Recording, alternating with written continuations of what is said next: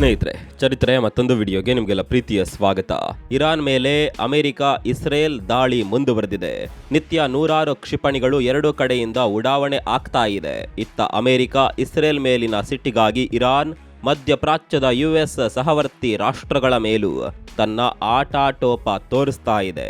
ತೈಲ ಸಂಪತ್ತು ಭರಿತ ನೆಲದ ಮೇಲೆ ನಡೆಯುತ್ತಿರುವ ಈ ದಾಳಿಗಳು ಮುಂದಿನ ಸ್ಥಿತಿಯನ್ನ ಮತ್ತಷ್ಟು ಹದಗೆಡಿಸುವ ಸಾಧ್ಯತೆ ಇದೆ. ಮೇಲ್ನೋಟಕ್ಕೆ ಈ ದಾಳಿ ಹೆಚ್ಚು ದಿನ ಮುಂದುವರಿಯೋದಿಲ್ಲ. ಇರಾನ್ ಪರಮೋಚ್ಚ ನಾಯಕ ಖಮೇನಿ ಹತ್ಯೆಯ ಬಳಿಕ ಇರಾನ್ ಸರೆಂಡರ್ ಆಗ್ಬಿಡುತ್ತೆ ಅಂತಾಲೆ ಅಮೆರಿಕ ಅಂದುಕೊಂಡಿತ್ತು. ಆದರೆ ಟ್ರಂಪ್ ಹುಚ್ಚು ಲೆಕ್ಕಾಚಾರ ಉಲ್ಟಾ ಆದಂತೆ ಕಾಣ್ತಿದೆ. ಮತ್ತೊಂದೆಡೆ ಅಮೆರಿಕದ ರಕ್ಷಣಾ ಬತ್ತಳಿಕೆ ನಿಧಾನವಾಗಿ ಖಾಲಿಯಾಗ್ತಿರುವಂತೆ ತೋರ್ತಿದೆ. ಗಲ್ಫ್ನಲ್ಲಿ ಅಮೆರಿಕದ ಅತಿ ದೊಡ್ಡ ರಾಡಾರ್ ವ್ಯವಸ್ಥೆ ANFPS-132 ಅನ್ನ ಇರಾನ್ ಒಡಿಸ್ ಮಾಡಿದೆ. ಖುದ್ದು ಟ್ರಂಪ್ ಈಗ ಮಧ್ಯಮ ತರಗತಿಯ ಮಿಸೈಲ್ಗಳನ್ನ ಬಳಸ್ತೇವೆ ಅನ್ನುವ ರೀತಿಯಲ್ಲಿ ಮಾತನಾಡ್ತಾ ಇದ್ದಾರೆ. ಇನ್ನೊಂದೆಡೆ ದಕ್ಷಿಣ ಕೊರಿಯಾದಲ್ಲಿ ನಿಯೋಜಿಸಲಾಗಿದ್ದ ಥಾಡ್ ಅಂದ್ರೆ terminal high altitude area defence system ಅನ್ನ ಗಲ್ಫ್ ವಲಯಕ್ಕೆ ಶಿಫ್ಟ್ ಮಾಡಲು ಅಮೆರಿಕ ಚಿಂತನೆ ನಡೆಸ್ತಾ ಇದೆ. ಖುದ್ದು ಟ್ರಂಪ್ ಈ ಬಗ್ಗೆ ಸುಳಿವು ನೀಡಿದ್ದಾರೆ. ಅಲ್ಲಿಗೆ ಇದನ್ನೇ ನಂಬಿಕೊಂಡು ಉತ್ತರ ಕೊರಿಯಾವನ್ನ ಎದುರು ಹಾಕೊಂಡಿದ್ದ ಸೌತ್ ಕೊರಿಯಾ ಇಕ್ಕಟ್ಟಿಗೆ ಸಿಲುಕಿದಂತಾಗಿದೆ. ಈಗ ಸ್ಥಿತಿ ಅತ್ತ ಧರಿ ಇತ್ತ ಪುಲಿ ಎನ್ನುವಂತಾಗಿದೆ. ಹಾಗಾದ್ರೆ ಅಮೆರಿಕ ಇರಾನ್ ಯುದ್ಧದಲ್ಲಿ ನಿಜವಾಗಿಯೂ ನಡೀತಾ ಇರೋದೇನು? ಟ್ರಂಪ್ ಉಲ್ಟಾ ಹೊಡಿತಾ ಇರೋದು ಯಾಕೆ?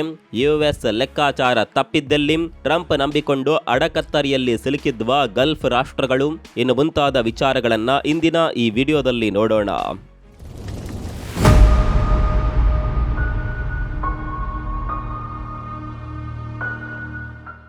ಯುದ್ಧ ಅನ್ನೋದೇ ಹಾಗೆ. ಅದರ ಉನ್ಮಾದ ಆರಂಭದಲ್ಲಿ ಚೆನ್ನಾಗಿಯೇ ಇರುತ್ತೆ.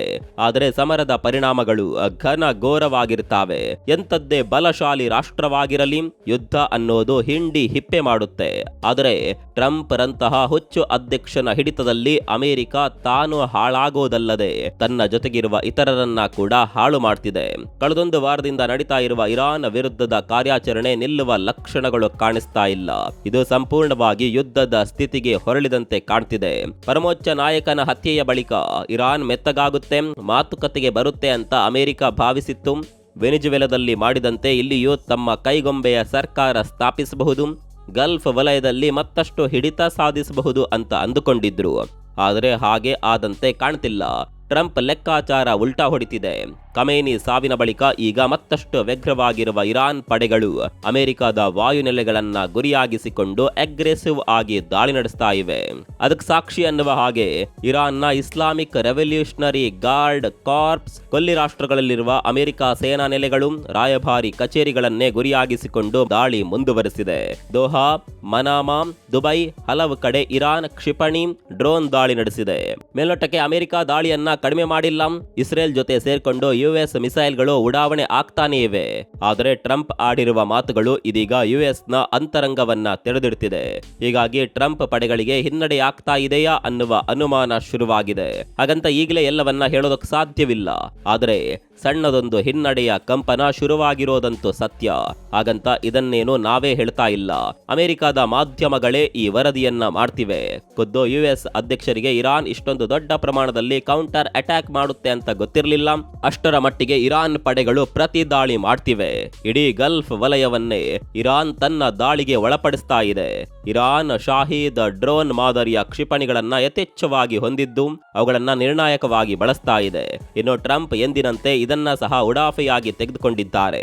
ಯುದ್ಧ ಇನ್ನು 4-5 ವಾರ ಮುಂದುವರಿಯಬಹುದು ಅನ್ನುವ ರೀತಿಯಲ್ಲೇ ಮಾತನಾಡಿದ್ದಾರೆ. ಹೀಗಾಗಿ ಇದು ಸಂಕಷ್ಟ ತಂದಿಟ್ಟಿದೆ. ಗಲ್ಫ್ ರಾಷ್ಟ್ರಗಳು ಕೂಡ ಈ ಯುದ್ಧದಲ್ಲಿ ಭಾಗಿಯಾಗ್ತಾವೆ ಅಂತ ಟ್ರಂಪ್ ಹೇಳಿದ್ದಾರೆ. ಅಲ್ಲಿಗೆ ಇಡೀ ಕೊಲ್ಲಿ ವಲಯವನ್ನೇ ರಣರಂಗ ಮಾಡಲು ಟ್ರಂಪ್ ನಿರ್ಧರಿಸಿದಂತಿದೆ. ಹಾಗೆ ನೋಡಿದ್ರೆ ಸೌದಿ ಸೇರಿದಂತೆ ಕೊಲ್ಲಿಯಲ್ಲಿರುವ ಯಾವ ರಾಷ್ಟ್ರಗಳಿಗೂ ಇದು ಬೇಡದ ವಿಷಯವಾಗಿತ್ತು. ಆದರೆ ಅಮೆರಿಕ ಇಸ್ರೇಲ್ ಅನ್ನ ಮುಂದಿಟ್ಕೊಂಡು ಈ ಆಟ ಆಡಿದೆ. ಈಗ ಟ್ರಂಪ್ ಸಾಹೇಬ್ರು ಇರಾನ್ ಪ್ರತಿಕ್ರಿಯೆ ನೋಡಿ ಬೆಚ್ಚಿ ಬಿದ್ದಿದ್ದಾರೆ. ಜೊತೆಗೆ ಗಲ್ಫ್ ರಾಷ್ಟ್ರಗಳನ್ನ ಯುದ್ಧದ ಮೋಡ್ಗೆ ಹೊರಳಿಸ್ತಾ ಇದ್ದಾರೆ. ಇಲ್ಲಿವರೆಗೆ ಮಧ್ಯಪ್ರಾಚ್ಯದಲ್ಲಿರುವ ಯುಎಸ್ ಸಹವರ್ತಿ ದೇಶಗಳು ಯಾವುವೂ ಕೂಡ ಇರಾನ್ ವಿರುದ್ಧ ಸಮರದಲ್ಲಿ ಭಾಗಿಯಾಗುವ ಬಗ್ಗೆ ನೇರವಾಗಿ ಹೇಳಿಲ್ಲ. ಎಲ್ಲವನ್ನ ಟ್ರಂಪ್ ಅವರೇ ಹೇಳುತ್ತಿದ್ದಾರೆ. ಹಾಗೆ ನೋಡಿದ್ರೆ ಗಲ್ಫ್ ರಾಷ್ಟ್ರಗಳು ಈಗ ಕಳವಳಕ್ಕೆ ಬಿದ್ದಿವೆ. ಒಂದೆಡೆ ಹರ್ಮುಜ್ ಜಲಸಂಧಿ ಬಂದ್ ಆಗಿದ್ರೆ ಮತ್ತೊಂದೆಡೆ ತೈಲೋತ್ಪಾದನೆ ಕುಂಠಿತಗೊಂಡಿದೆ. ಇದು ಆರ್ಥಿಕ ಒತ್ತಡಕ್ಕೆ ಸಿಲುಕುವಂತೆ ಮಾಡ್ತಿದೆ. ಆದರೂ ಟ್ರಂಪ್ ಗಲ್ಫ್ ರಾಷ್ಟ್ರಗಳು ಸಹ ತಮ್ಮ ಜೊತೆ ಕೈ ಜೋಡಿಸ್ತಿವೆ ಅಂತ ಹೇಳ್ತಿದ್ದಾರೆ. ಯುಎಇ ತೆಹರಾನ್ನಲ್ಲಿರುವ ರಾಯಭಾರಿ ಕಚೇರಿಯನ್ನ ಹಿಂದಕ್ಕೆ ಕರೆಸಿಕೊಂಡಿದೆ. ಜಿಸಿಸಿ ಕೂಡ ಈ ದಾಳಿಯನ್ನ ಖಂಡಿಸಿದೆ. ಆದಷ್ಟು ಬೇಗ ಈ ಸಂಘರ್ಷ ಕೊನೆಗೊಳ್ಳಬೇಕು ಅನ್ನೋದು ಈ ಎಲ್ಲಾ ರಾಷ್ಟ್ರಗಳ ಆಶಯವಾಗಿದೆ. ಖಂಡಿತವಾಗಿಯೂ ಅವರು ಈ ಯುದ್ಧದಲ್ಲಿ ಪಾಲ್ಗೊಳ್ಳಲು ಉತ್ಸುಕರಾಗಿಲ್ಲ. ಆದರೂ ಟ್ರಂಪ್ ಮಾತ್ರ ಉದ್ದಟತನದ ಹೇಳಿಕೆ ಕೊಡ್ತಾ ಇದ್ದಾರೆ. ಸ್ನೇಹಿತರೆ, ಇದೆಲ್ಲ ಒಂದ್ ಕಡೆ ಆದ್ರೆ ಅಮೆರಿಕದ ಗುಪ್ತಚರ ಮಾಹಿತಿಗಳು ಮತ್ತೊಂದು ಶಾಕಿಂಗ್ ಸುದ್ದಿಯನ್ನ ಹೊರಹಾಕಿವೆ. ಯಾವುದೇ ಕಾರಣಕ್ಕೂ ಇರಾನ್ ಮೊದಲು ದಾಳಿ ಮಾಡೋದಿಲ್ಲ, ಅಂತಹ ರಿಸ್ಕ್ ಅನ್ನ ತೆಹರಾನ್ ತೆಗೆದುಕೊಳ್ಳೋದಿಲ್ಲ ಅಂತಾನೆ ಇಂಡಿಕೇಟ್ ಮಾಡಿತ್ತು. ಆದರೆ Donald Trump Iran nuclear attack ಮಾಡುತ್ತೆ ಅಂತ ಗುಲ್ಲೆಬ್ಬಿಸಿ ಇಸ್ರೇಲ್ ಅನ್ನ ಅಸ್ತ್ರವನ್ನಾಗಿ ಬಳಸಿಕೊಂಡು ದಾಳಿ ನಡೆಸಿದ್ರು. ಖುದ್ದು ಪೆಂಟಗಾನ್ ಈ ವಿಷಯವನ್ನ ಹೊರಹಾಕಿದೆ. ಟ್ರಂಪ್ ಎಂದಿನಂತೆ ತಮ್ಮ ಬೆದರಿಸುವ ವರ್ತನೆಯ ಪರಿಣಾಮ ಈ ಸಂಘರ್ಷ ಏರ್ಪಟ್ಟಿದೆ ಅನ್ನೋ ರೀತಿಯಲ್ಲೇ ಮಾತನಾಡಿದೆ. ಇಲ್ಲಿ ಗಮನಿಸಬೇಕಾದ ಸಂಗತಿ ಅಂದ್ರೆ ಯುಎಸ್ ವಿಪಕ್ಷಗಳ ಬಳಿಕ ಇದೀಗ ಅಮೆರಿಕ ರಕ್ಷಣಾ ವ್ಯವಸ್ಥೆಯ ಭಾಗವಾಗಿರುವ ಪೆಂಟಗಾನ್ ಕೂಡ ಇದನ್ನ ಪ್ರಶ್ನಿಸ್ತಾ ಇರೋದು ಮಹತ್ವದ್ದಾಗಿದೆ. ಅಲ್ಲದೆ ಟ್ರಂಪ್ ಪ್ರಕಾರ ಇರಾನ್ ಗಲ್ಫ್ ರಾಷ್ಟ್ರಗಳ ಮೇಲೆ ಅಟ್ಯಾಕ್ ಮಾಡಲಾರದು ಅಂತಾನೆ ಭಾವಿಸಿದ್ರು. ಹೀಗಾಗಿ ಅಲ್ಲಿ ಯಾವ ತಯಾರಿಯೂ ಇರಲಿಲ್ಲ. ಆದರೆ ಲೆಕ್ಕಾಚಾರ ಎಲ್ಲ ಉಲ್ಟಾ ಆಗ್ತಿದೆ. ಇಡೀ ಕೊಲ್ಲಿ ವಲಯ ಹೊತ್ತಿ ಉರಿತಿದೆ. ಗಲ್ಫ್ ವಲಯದ ದೇಶಗಳಾದ UAE, Qatar, Bahrain, Kuwait, Saudi Arabia ರಾಷ್ಟ್ರಗಳು ಅಮೆರಿಕ ಪೂರೈಸುವ ವಾಯು ರಕ್ಷಣಾ ಸಾಮಗ್ರಿಗಳ ಮೇಲೆ ನಿಂತಿದೆ. ಮಧ್ಯಮ ತರಗತಿಯ ಪ್ಯಾಟ್ರಾಯ್ಟ್ ಮಿಸೈಲ್ ವ್ಯವಸ್ಥೆಯನ್ನ ಈ ರಾಷ್ಟ್ರಗಳು ಯುಎಸ್ ಸಹಕಾರದಿಂದಲೇ ಪಡೆದುಕೊಂಡಿದೆ. ಹೀಗಿರುವ ಸವಾಲು ಅಂದ್ರೆ ಇರಾನ್ನ ಈ ಅನಿರೀಕ್ಷಿತ ದಾಳಿಯಿಂದ ಈ ದೇಶಗಳ ವಾಯು ರಕ್ಷಣಾ ವ್ಯವಸ್ಥೆಯ ಸಾಮರ್ಥ್ಯ ಕ್ಷೀಣಿಸ್ತಾ ಇದೆ. ವಾಲ್ ಸ್ಟ್ರೀಟ್ ಜರ್ನಲ್ ಪತ್ರಿಕೆಯ ವರದಿ ಪ್ರಕಾರ ಯುನೈಟೆಡ್ ಅರಬ್ ಎಮಿರೇಟ್ಸ್ ಬಳಿ 1000ಕ್ಕಿಂತಲೂ ಕಡಿಮೆ PAC-3 ಮಿಸೈಲ್ಗಳು ಉಳಿದುಕೊಂಡಿದೆ. ಹಾಗೆ ಕುವೈತ್ ಬಳಿ 500, ಹಾಗೆ ಬಹರೇನ್ ಬಳಿ 100ಕ್ಕಿಂತಲೂ ಕಡಿಮೆ ಇಂಟರ್ಸೆಪ್ಟರ್ಗಳು ಉಳಿದುಕೊಂಡಿದೆ. ಸಾಮಾನ್ಯವಾಗಿ ಒಂದು ಬ್ಯಾಲಿಸ್ಟಿಕ್ ಕ್ಷಿಪಣಿಯನ್ನ ಹೊಡೆದುರುಳಿಸಲು ಅಥವಾ ನಿಷ್ಕ್ರಿಯಗೊಳಿಸಲು 2 ರಿಂದ 3 ಇಂಟರ್ಸೆಪ್ಟರ್ಗಳ ಅವಶ್ಯಕತೆ ಇರುತ್ತೆ. ಹೀಗಿರುವ ಮಾಹಿತಿಯಂತೆ ನಿತ್ಯ ಈ ಕ್ಷಿಪಣಿ ದಾಳಿಯನ್ನ ಪ್ರತಿಬಂಧಿಸಲು ಸುಮಾರು 100ಕ್ಕೂ ಅಧಿಕ ಇಂಟರ್ಸೆಪ್ಟರ್ಗಳನ್ನ ಯೂಸ್ ಮಾಡಲಾಗ್ತಾ ಇದೆ. ಹೀಗಾಗಿ ತಜ್ಞರ ಪ್ರಕಾರ ಈ ದಾಸ್ತಾನು ಹೆಚ್ಚಂದ್ರೆ 1 ವಾರ ಬಳಕೆ ಆಗಬಹುದು. ತದನಂತರ ಇರಾನ್ ಖಂಡಾಂತರ ಕ್ಷಿಪಣಿಗಳನ್ನ ಪ್ರತಿಬಂಧಿಸಲು ಗಲ್ಫ್ ರಾಷ್ಟ್ರಗಳ ಬಳಿ ಈ ವ್ಯವಸ್ಥೆಯೇ ಇರೋದಿಲ್ಲ. ಹೀಗಾಗಿ ಇದು ಆತಂಕಕ್ಕೆ ಕಾರಣವಾಗ್ತಿದೆ. ಇನ್ನು ಈ PAC-3 ಇಂಟರ್ಸೆಪ್ಟರ್ಗಳ ಉತ್ಪಾದನೆ ಹಾಗೂ ಅವುಗಳ ಉತ್ಪಾದನಾ ವೆಚ್ಚ ನೋಡಿದ್ರೆ ಅದು ಕೂಡ ದಂಗು ಬಡಿಸುವಂತಿದೆ. ಒಂದೊಂದು PAC ಇಂಟರ್ಸೆಪ್ಟರ್ಗಳನ್ನ ರೆಡಿ ಮಾಡಬೇಕು ಅಂದ್ರೆ ಲಕ್ಷಾಂತರ ರೂಪಾಯಿ ಖರ್ಚಾಗುತ್ತೆ. ಜೊತೆಗೆ ಕಳೆದ ವರ್ಷದಲ್ಲಿ ಜಾಗತಿಕವಾಗಿ ಕೇವಲ 620 ಇಂಟರ್ಸೆಪ್ಟರ್ಗಳನ್ನ ಉತ್ಪಾದಿಸಲಾಗಿದೆ. ಈ ವರ್ಷ ಅಂದಾಜು 2000 PAC ಇಂಟರ್ಸೆಪ್ಟರ್ಗಳು ರೆಡಿ ಆಗಬಹುದು ಅಂತ ಹೇಳಲಾಗ್ತಾ ಇದೆ. ಇವುಗಳ ಉತ್ಪಾದನೆ ಅಂದ್ರೆ ರೈಸ್ ಸಾಂಬಾರ್ ಮಾಡಿದಂತಲ್ಲ, ಇದಕ್ಕೆ ಸಮಯ ಬೇಕಾಗುತ್ತೆ. ಅಲ್ಲದೆ ಉಕ್ರೇನ್ ಯುದ್ಧದ ಪರಿಣಾಮ ಇದರ ಬೇಡಿಕೆ ಕೂಡ ಹೆಚ್ಚಿತ್ತು. ಹೀಗಾಗಿ ಯಾವ ರಾಷ್ಟ್ರಗಳ ಬಳಿಯೂ ಇವುಗಳ ಹೆಚ್ಚುವರಿ ದಾಸ್ತಾನಿಲ್ಲ. ಇನ್ನು ಗಲ್ಫ್ ವಲಯದಲ್ಲಿ ಈ ಸಂಘರ್ಷ ದೊಡ್ಡ ಮಟ್ಟದ ಬದಲಾವಣೆಗೆ ಕಾರಣವಾಗ್ತಿದೆ. ಇಲ್ಲಿವರೆಗೆ ಕೊಲ್ಲಿ ವಲಯ ಸುರಕ್ಷಿತ, ಮುಕ್ತ ಮಾರುಕಟ್ಟೆಯ ವಾತಾವರಣ ಹಾಗೂ ಇಲ್ಲಿ ಸ್ಥಿರತೆ ಇದೆ ಅನ್ನುವ ಕಾರಣಕ್ಕೆ ಜಾಗತಿಕವಾಗಿ ದೊಡ್ಡ ಮಟ್ಟದಲ್ಲಿ ಹೂಡಿಕೆಯಾಗಿದೆ. ಮೂಲಸೌಕರ್ಯ, ಡಾಟಾ ಸೆಂಟರ್ಗಳ ಸ್ಥಾಪನೆ ಸೇರಿದಂತೆ ಹಲವು ರೀತಿಯಲ್ಲಿ ಹಲವು ಉದ್ಯಮಿಗಳು, ವ್ಯಾಪಾರಸ್ಥರು ಇಲ್ಲಿ ಹೂಡಿಕೆ ಮಾಡಿದ್ರು. ಆದರೆ ಈಗ ನಡೆಯುತ್ತಿರುವ ಸಂಘರ್ಷ ಈ ಹೂಡಿಕೆ ಮೇಲೆ ನೆಗೆಟಿವ್ ಪರಿಣಾಮ ಬೀರ್ತಾ ಇದೆ. ತೈಲ ಘಟಕಗಳು ದಾಳಿಗೆ ಒಳಗಾಗ್ತಿವೆ. ಅದರ ಬಿಸಿ ಇತರೆ ವ್ಯಾಪಾರದ ಮೇಲೂ ಆಗ್ತಿದೆ. ಹೀಗಾಗಿ ಉದ್ಯಮಿಗಳು ರಾತ್ರೋರಾತ್ರಿ ಕೊಲ್ಲಿ ದೇಶಗಳನ್ನ ತೊರೆಯುವ ನಿರ್ಧಾರ ಮಾಡಿದ್ದಾರೆ. ಕೆಲವರಂತೂ ಖಾಸಗಿ ಜೆಟ್ಗಳಲ್ಲಿ ಲಕ್ಷಾಂತರ ತೆತ್ತು ತಮ್ಮ ದೇಶಕ್ಕೆ ಹೋಗ್ತಿದ್ದಾರೆ. ಸೌದಿಯಿಂದ ಯಮನ್ಗೆ ಹೋಗಿ ಅಲ್ಲಿಂದ ಪ್ರೈವೇಟ್ ಜೆಟ್ಗಳ ಮೂಲಕ ಜಾಗ ಖಾಲಿ ಮಾಡ್ತಿದ್ದಾರೆ. ಸ್ನೇಹಿತರೆ, ಇಲ್ಲಿ ಗಮನಿಸಬೇಕಾದ ಮತ್ತೊಂದು ಸಂಗತಿ ಅಂದ್ರೆ ಕೊಲ್ಲಿ ರಾಷ್ಟ್ರಗಳು ಇರಾನ್ಗೆ ತೀರಾ ಸಮೀಪದಲ್ಲಿವೆ. ಹೀಗಾಗಿ ಕೇವಲ ಡ್ರೋನ್ ದಾಳಿಗಳ ಮೂಲಕವೇ ಹಾನಿಯನ್ನುಂಟು ಮಾಡಬಹುದು. ಈಗ ಇರಾನ್ ಅದನ್ನೇ ಮಾಡ್ತಿದೆ. ಅದರಲ್ಲೂ US ಮಿಲಿಟರಿ ಬೇಸ್ಗಳನ್ನ ಈ ಡ್ರೋನ್ ದಾಳಿಗೆ ಗುರಿಯಾಗಿಸಲಾಗ್ತಾ ಇದೆ. ಜೊತೆಗೆ ಇಲ್ಲಿಂದ ಹೋಗುವ ತೈಲ ಟ್ಯಾಂಕರ್ಗಳನ್ನ ಟಾರ್ಗೆಟ್ ಮಾಡಲಾಗ್ತಾ ಇದೆ. ಅಲ್ಲದೆ ಇರಾನ್ ಪಡೆಗಳು ಇದನ್ನ ಹಲವು ತಿಂಗಳುಗಳ ಕಾಲ ಮುಂದುವರಿಸುವ ತಾಕತ್ತು ಹೊಂದಿವೆ. ಅಷ್ಟರ ಮಟ್ಟಿಗೆ ಇರಾನ್ ಅಮೆರಿಕಾಗೆ ಸೆಡ್ ಹೊಡೆದು ನಿಂತಿದೆ. ಯಾವಾಗ ಇರಾನ್ ಈ ಪರಿಯ ಸಕ್ಷಮತೆ ತೋರಿಸುತ್ತೋ ಆಗ ಟ್ರಂಪ್ಗೂ ಕಂಪನ ಶುರುವಾಗಿದೆ. ಖಮೇನಿಯನ್ನ ಹೊಡೆದು ಹಾಕಿದ ಸಂದರ್ಭದಲ್ಲಿ ಈ ಸಂಘರ್ಷ 1 ವಾರ ಅಷ್ಟೇ ಅಂತ ಟ್ರಂಪ್ ಹೇಳಿದ್ದರು. ಆದರೆ ಈಗ ಅವರ ಮಾತಿನ ದಾಟಿ ಬದಲಾಗಿದೆ. ಈ ಯುದ್ಧ ಇನ್ನು 4-5 ವಾರ ನಡೆಯಬಹುದು ಅಂತ ಹೇಳಿದ್ದಾರೆ.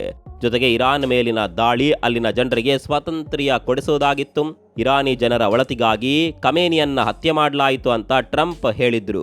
ಅಲ್ಲದೆ ಇರಾನ್ನಲ್ಲಿ ಅಧಿಕಾರ ಬದಲಾವಣೆಯ ಕ್ರಾಂತಿ ನಡೆಯಬಹುದು, ಅದರಲ್ಲಿ ತಮ್ಮ ಆಟ ಆಡಬಹುದು ಅನ್ನೋದು ಟ್ರಂಪ್ ತರ್ಕ ಆದಂತಿತ್ತು. ಆದರೆ ಈಗ ಹಾಗಾಗುತ್ತಿಲ್ಲ. ಇರಾನಿಗರು ಈ ಸಂಕಷ್ಟದಲ್ಲಿ ಬೀದಿಗಿಳಿಯುವ ಬದಲು ತಮ್ಮ ಸೇಫ್ಟಿ ನೋಡ್ಕೊಳ್ತಿದ್ದಾರೆ. ಕೆಲವೊಂದಿಷ್ಟು ಸಂಭ್ರಮಾಚರಣೆ ಕಂಡು ಬಂದಿದ್ರು ಇರಾನ್ನಲ್ಲಿ ಕ್ರಾಂತಿಯ ವಾತಾವರಣವಿಲ್ಲ. ಈಗಲೂ ಖಮೇನಿ ವಾರಸುದಾರರ ಆಳ್ವಿಕೆಯೇ ಮುಂದುವರೆದಿದೆ. ಇನ್ನು ದಕ್ಷಿಣ ಕೊರಿಯಾ ಮಾಧ್ಯಮಗಳು ಮಾಡಿರುವ ವರದಿ ಪ್ರಕಾರ ಅಮೆರಿಕ ಇರಾನ್ನನ್ನ ಮಣಿಸುವ ನಿಟ್ಟಿನಲ್ಲಿ ಮತ್ತೊಂದು ಹೆಜ್ಜೆ ಮುಂದೆ ಇಡುವ ಮುನ್ಸೂಚನೆ ಕೊಡ್ತಿದೆ. ಸಂಘರ್ಷ ದೀರ್ಘಕಾಲ ಮುಂದುವರಿಯುವ ಲಕ್ಷಣಗಳು ತೋರ್ತಿದೆ. ಜೊತೆಗೆ ಕೊಲ್ಲಿ ವಲಯದಲ್ಲಿ ಮಧ್ಯಮ ತರಗತಿಯ ಮಿಸೈಲ್ ಪ್ರತಿಬಂಧಕ ವ್ಯವಸ್ಥೆ ಕ್ಷೀಣಿಸುತ್ತಿರುವ ಹಿನ್ನೆಲೆಯಲ್ಲಿ ಪೆಸಿಫಿಕ್ ವಲಯ ಹಾಗೂ ಸೌತ್ ಕೊರಿಯಾದಂತಹ ದೇಶದಲ್ಲಿ ನಿಯೋಜಿಸಿರುವ ಥಾಡ್ ಹಾಗೂ ಪೆಟ್ರಿಯಾಟ್ಸ್ ಏರ್ ಡಿಫೆನ್ಸ್ ಸಿಸ್ಟಮ್ ಅನ್ನ ಸ್ಥಳಾಂತರ ಮಾಡುವ ಸಾಧ್ಯತೆ ಇದೆ. ಇಲ್ಲಿ ನಿಜವಾಗಿಯೂ ಈಗ ಇಕ್ಕಟ್ಟಿಗೆ ಸಿಲುಕಿರೋದು ದಕ್ಷಿಣ ಕೊರಿಯಾ, ತೈವಾನ್ ನಂತಹ ದೇಶಗಳು. ಕಾರಣ ಅಮೆರಿಕಾದ ಥಾಡ್ ಏರ್ ಡಿಫೆನ್ಸ್ ಸಿಸ್ಟಮ್ ನಂಬಿಕೊಂಡೇ ಸೌತ್ ಕೊರಿಯಾ ಉತ್ತರ ಕೊರಿಯಾಗೆ ತಿರುಗೇಟು ನೀಡಿತ್ತು. ಇದೀಗ ಅದರ ಪರಿಸ್ಥಿತಿ ಇಂಗುತ್ತಿಂದ ಮಂಗನಂತಾಗಿದೆ. ಕೊಲ್ಲಿ ರಾಷ್ಟ್ರಗಳನ್ನ ಅನಗತ್ಯವಾಗಿ ಕಷ್ಟಕ್ಕೆ ದೂಡಿದಂತೆ ಅಮೆರಿಕ ಇಲ್ಲಿ ದಕ್ಷಿಣ ಕೊರಿಯಾವನ್ನ ನಡು ನೀರಿನಲ್ಲೇ ಕೈ ಬಿಡ್ತಿದೆ. ಇನ್ನು ಇತ್ತ ಅಮೆರಿಕಾಗೆ ಈಗಿರುವ ಪರಿಸ್ಥಿತಿಯಲ್ಲಿ ಶತಾಯ ಗತಾಯ ಗೆಲ್ಲಲೇಬೇಕಿದೆ. ಹೀಗಾಗಿ ಅದು ನಿರ್ಣಾಯಕ ಯುದ್ಧಕ್ಕೆ ಮಾಡಿಕೊಳ್ಳುವಂತೆ ಕಾಣ್ತಿದೆ. ಸದ್ಯ ಗಲ್ಫ್ ವಲಯದಲ್ಲಿರುವ ಅಮೆರಿಕದ ವಾಯು ರಕ್ಷಣಾ ವ್ಯವಸ್ಥೆಗೆ ಹಾನಿಯಾಗಿದ್ದರೂ ಟ್ರಂಪ್ ಅಷ್ಟಕ್ಕೆ ಸುಮ್ಮನಾಗುವ ಸಾಧ್ಯತೆ ಕಡಿಮೆ. ಪ್ರತಿಷ್ಠೆಯ ಜೊತೆಗೆ ಅಮೆರಿಕದ ಸಂಸತ್ತಿನಲ್ಲೂ ಚೀಮಾರಿ ಹಾಕಿಸಿಕೊಳ್ಳಬೇಕಾದ ಪ್ರಸಂಗ ಬರಬಹುದು. ಈ ಕಾರಣಕ್ಕಾಗಿ ಆದರೂ ಯುಎಸ್ ತನ್ನ ಕಾರ್ಯತಂತ್ರದ ಜಾಲ ಹೆಣಿತಾ ಇದೆ. ಇಲ್ಲಿ ಅತ್ಯಂತ ಕುತೂಹಲ ಹುಟ್ಟುಹಾಕಿರೋದು ಹೌತಿಗಳ ಮೌನ. ಯಮನ್ನಲ್ಲಿ ಕುಳಿತುಕೊಂಡು ಅಮೆರಿಕದ ಹಡಗುಗಳನ್ನ ವಿಪರೀತ ಎನ್ನುವಷ್ಟು ಕಾಡ್ತಿದ್ದ ಹೌತಿಗಳು ಸೈಲೆಂಟ್ ಆಗಿರೋದು ಹಲವು ಪ್ರಶ್ನೆಗಳನ್ನ ಹುಟ್ಟಾಕಿದೆ. ಮುಂದಿನ ದಿನಗಳಲ್ಲಿ ಅವರು ಕೂಡ ಈ ಹಿಂದಿನ ಇರಾನ್ ಪ್ರಾಕ್ಸಿ ವಾರ್ನ ಭಾಗವಾಗಿ ಸೌದಿಯ ಮೇಲೆ ಅಟ್ಯಾಕ್ ಮಾಡಬಹುದು ಅನ್ನುವ ಗುಮಾನಿ ಇದೆ. ಈ ಕಾರಣಕ್ಕಾಗಿಯೂ ಟ್ರಂಪ್ ಗಲ್ಫ್ ವಲಯದಲ್ಲಿ ದೊಡ್ಡ ಮಟ್ಟದ ವಾಯು ರಕ್ಷಣಾ ವ್ಯವಸ್ಥೆಯನ್ನ ಸ್ಥಳಾಂತರಿಸಲು ಮುಂದಾಗಿದ್ದಾರೆ. ಸ್ನೇಹಿತರೆ, ಇರಾನ್ ಅಮೆರಿಕ ಸಂಘರ್ಷ ಅಂದುಕೊಂಡಷ್ಟು ಸುಲಭವಾಗಿ ಬಗೆಹರಿಯಲಾರದು ಎನ್ನಲಾಗ್ತಾ ಇದೆ. ಅಮೆರಿಕಾಗ ಆಗ್ತಾ ಇರುವ ಹಿನ್ನಡೆ, ಟ್ರಂಪ್ ಬೆದರಿಕೆಯ ಹುಚ್ಚಾಟಕ್ಕೆ ಅರಬ್ ರಾಷ್ಟ್ರಗಳು ನಲಗ್ತಾ ಇವೆ.